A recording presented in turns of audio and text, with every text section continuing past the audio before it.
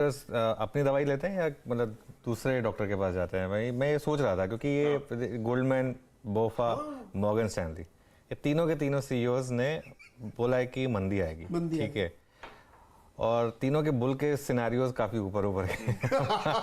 मैं सुबह से ही कर रही मैं एक्चुअली वही डिस्कस करके ही मैं एक्चुअली इसीलिए मैंने पूछा ये सवाल। तो अब ये देखिए, जैसे मैं कह रहा हूँ, एक न्यूज़ फ्लो रहेगा और नॉइज रहेगा, हमेशा रहेगा। अभी एकदम से कहाँ हम 3 हफ्ते पहले तक बात कर रहे थे इन्फ्लेशन, हॉट जॉब्स डेटा, वो सब की, अगर वो मार्केट ने पचा लिया तो अब इन्फ्लेशन, ये रिसेशन का रिस्क आ गया। तो ये तो मार्केट में हमेशा रहेंगे फैक्टर्स, और यही कारण है कि क्रूड 80 के नीचे फिसला। अच्छा, एक जो कारण इसमें हमने इतनी चर्चा नहीं की इस पर जितनी हमको करनी चाहिए थी पिछले 2 दिन में, जो हमको जोड़नी चाहिए थी इसमें, कि जो डॉलर रुपये, देखिए ब्रेंट तो आ गया 80 के नीचे, और कल अगर आप देखेंगे, कल ब्रेंट इतना नीचे था लेकिन OMCs वगैरह वो भी नीचे जा रही थी ऊपर खुलने के बाद। उसका एक बहुत बड़ा फैक्टर है करेंसी। जो करेंसी का मूव है उस पर नजर रखिए, क्योंकि अब ये वाला जो रुपी मूव स्टार्ट हुआ 2 दिन में, आपने देखो कल 1% डाउन था रुपी, उससे पिछले दिन भी रुपी काफी डाउन था, और ऐसा नहीं कि डॉलर इंडेक्स कोई बहुत भाग गया हो।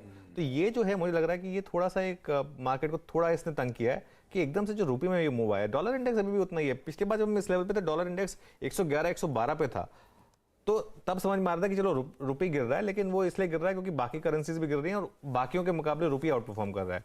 अभी जो रुपी की डिक्लाइन आई है वो एक क्लियरली आप एक कह सकते हैं कि थोड़ी इंडिया स्पेसिफिक है, तो वो थोड़ा, और उसकी वजह से ही आप ब्रेंट का जो पूरा मूव है उसको फैक्टर नहीं कर पा रहे हैं। रुपी टर्म्स में क्रूड वही हैं जहां हम थे, तो ये इसने काफी जो फायदा है हमारा खत्म किया है। और इसके लिए भी कल मेरे ख्याल से बैंक निफ्टी इतना नहीं चला जितना नॉर्मली चलना चाहिए था, क्योंकि उसमें एक एल्गो ट्रेड प्ले होती है बैंक निफ्टी में। अगर रुपी और क्रूड दोनों का उसको सहारा चाहिए, तो क्रूड तो डाउन था लेकिन बिकॉज रुपी में वीकनेस आ गई थी, इसके लिए वो कल निफ्टी बैंक मेरे ख्याल से चल नहीं पाया। तो एक उस पर भी नजर रखें। मेरे ख्याल से एक डॉलर रुपी एक बड़ी इक्वेशन के उसमें उभर कर आ रही है, और थोड़ा पॉलिसी का भी आज एक इम्पैक्ट होगा उस पर।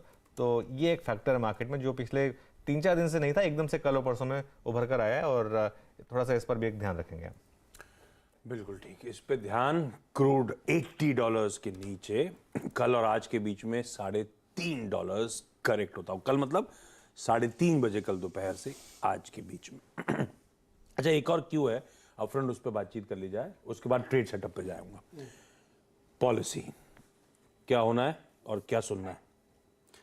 देखिए, पॉलिसी में 25 से 35 बेसिस पॉइंट के बीच में कंसेंसस है, लार्जली कंसेंसस है, तो 35 पे ज़्यादा कंसेंसस है। 35 की हाइक हो सकती है। एक तो ये ऐलान लाइकली है। अपने